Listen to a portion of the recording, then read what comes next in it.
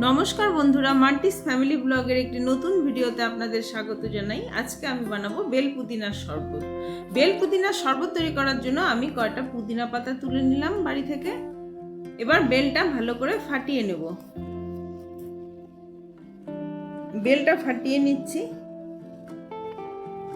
এখন গরমকাল, বেল খুবই ভালো একটি জিনিস। গরমকালে শরীর আর পেট ঠান্ডা রাখে বেল।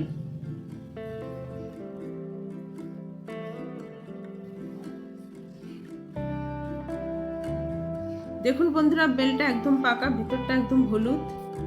বেলের শাঁসটা ভালো করে তুলে নেব। বেলের চারা থেকে শাঁসটা আমি একটা চামচ দিয়ে তুলে নিচ্ছি। তুলে একটা ঝাঁঝরির মধ্যে নিয়ে নিচ্ছি।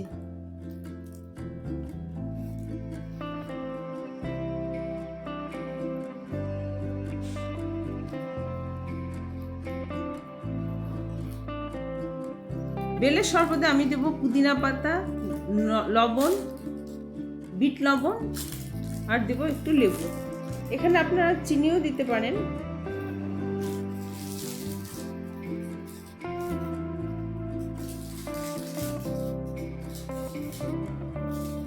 বেলটা ভালো করে চেলে নেব আর অল্প অল্প করে জল দেব। জল দিয়ে বেলটা মাখবো। আগেই বেশি জল দেব না, একবারে বেশি জল দিলে বেলটা পাঞ্চে ভাব হয়ে যাবে। এই জন্য অল্প অল্প করে জল দেব। যত জল কম দেওয়া যায়, বেশি জল দিলে টেস্টটা নষ্ট হয়ে যাবে।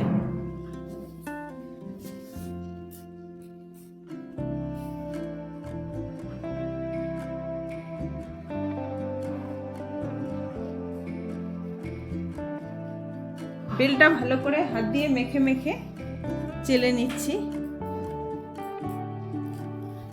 দেখেন বেলের ছাবাটা বেরিয়ে গেছে আর কতটা বেলের শাঁস হয়েছে, অনেকটা বেল বেরিয়েছে।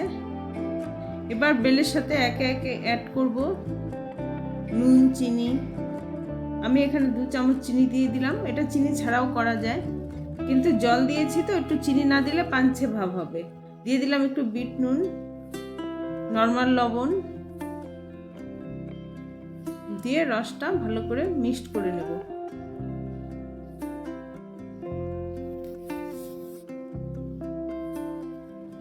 ভালো করে মিশিয়ে নিয়ে গ্লাসে আমি তুলে নিচ্ছি।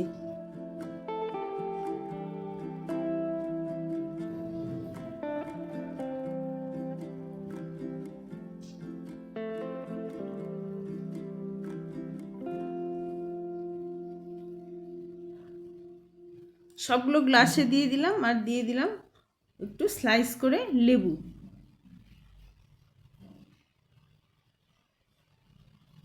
আর দিয়ে দেবো একটু পুদিনা পাতা ছেড়ে। পুদিনা পাতা ছেড়ে দিলে পুদিনা পাতার যে একটা ফ্লেভার আসবে, খেতে ভীষণই ভালো লাগে। পুদিনা পাতার ফ্লেভারটা বেলের সাথে খুব খুব মজাদার হয়। তো বন্ধুরা, ভিডিওটি ভালো লাগলে একটি লাইক করে চ্যানেলটি সাবস্ক্রাইব করে দেবেন।